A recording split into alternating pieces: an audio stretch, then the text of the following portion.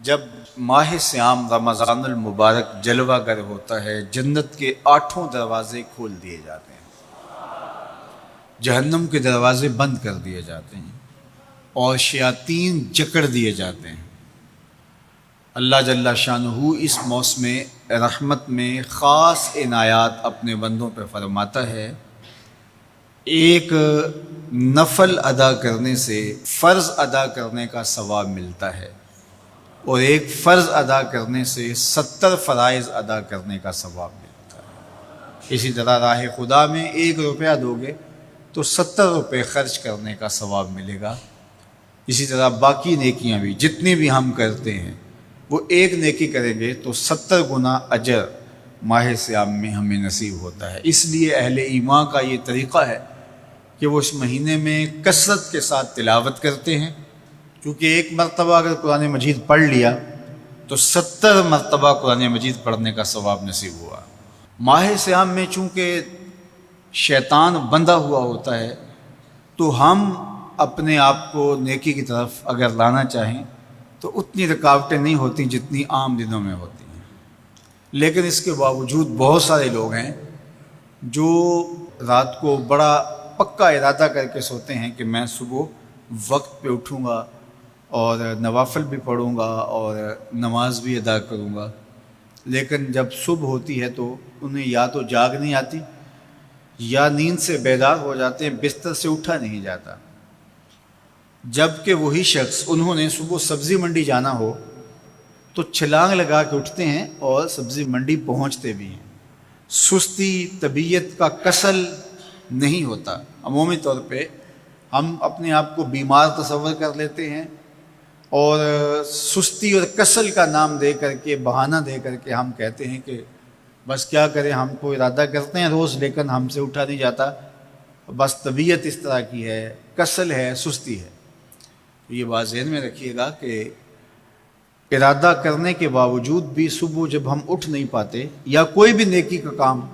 ہم کرنے کا ارادہ کرتے ہیں تو ارادہ کرنے کے باوجود ارادہ ہی رہ جاتا ہے، ہم کر نہیں پاتے، تو اس کا سبب یہ ہوتا ہے کہ بہت سارے ہم گناہ کر چکے ہیں اور ان گناہوں کی وجہ سے ہم نیکی کی توفیق نہیں پاتے۔ حضرت حسن بصری رضی اللہ تعالی عنہ نے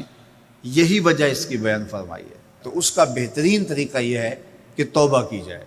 اور توبہ بھی سچے دل سے کی جائے، رو رو کے اللہ سے گناہوں کی معافی مانگی جائے، اور سچے دل سے جب توبہ کی جائے تو پھر سارے گناہ نہ صرف مٹا دیے جاتے ہیں بلکہ ان کو بدل کے نیکیوں میں تبدیل کر دیا جاتا ہے۔ تو ماہ سیام کے اندر پختہ عزم کریں اور اس عزم کو عمل کی شکل دینے کے لیے سچی توبہ کریں کہ ہمارا یہ رمضان اس طرح سے گزرے، یہ مہینہ اس طرح سے بسر ہو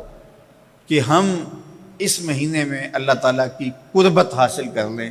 ہم گناہوں سے پاک ہو جائیں اور ہم جو ثمرات ہیں، جو فوائد ہیں اس مہینے کے، وہ ہم سمیٹ سکیں۔ تو یہ وہ مہینہ ہے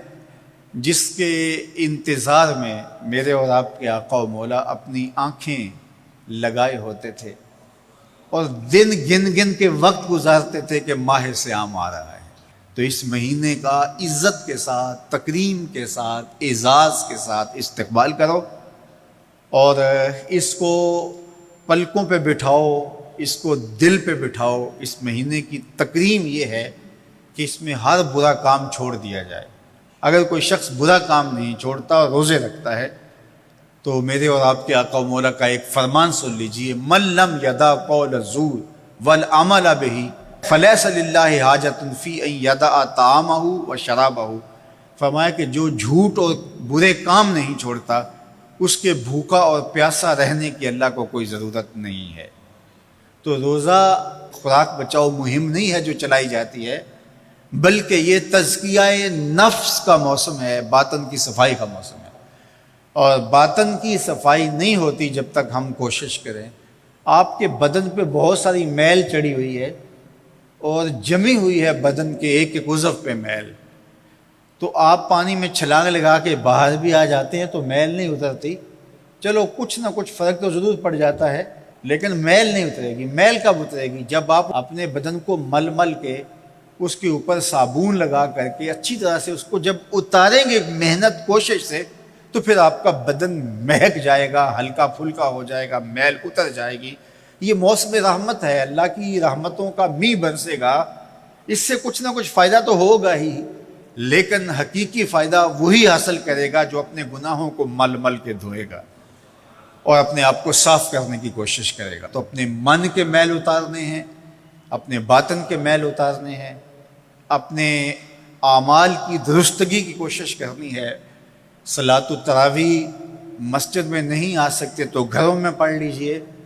جس طرح بڑی عمر والے لوگوں کو، بیمار لوگوں کو کہا گیا کہ آپ گھروں میں پڑھ لیں، بچوں کو کہا گیا، لیکن چھوڑیے گا نا، یہ رمضان المبارک کا خاص عمل ہے۔ آج کل دین بیزار طبقہ مختلف جگہوں پہ بیٹھ کے مسجد پر، مدرسے پر، تراویح پر، ان چیزوں پر تبصرہ کر رہا ہے اور اتنا ہلکا ثابت کرنا چاہ رہا ہے ان امور کو، جس طرح یہ چیزیں ہوتی کچھ نہیں ہیں، جبکہ ماہ صیام کے قیام پر میرے اور آپ کے آقا مولا نے بشارت دیتے ہوئے فرمایا، من قام رمضان ایمانا و احتسابا غفر لہ ما تقدم من ذنبہ،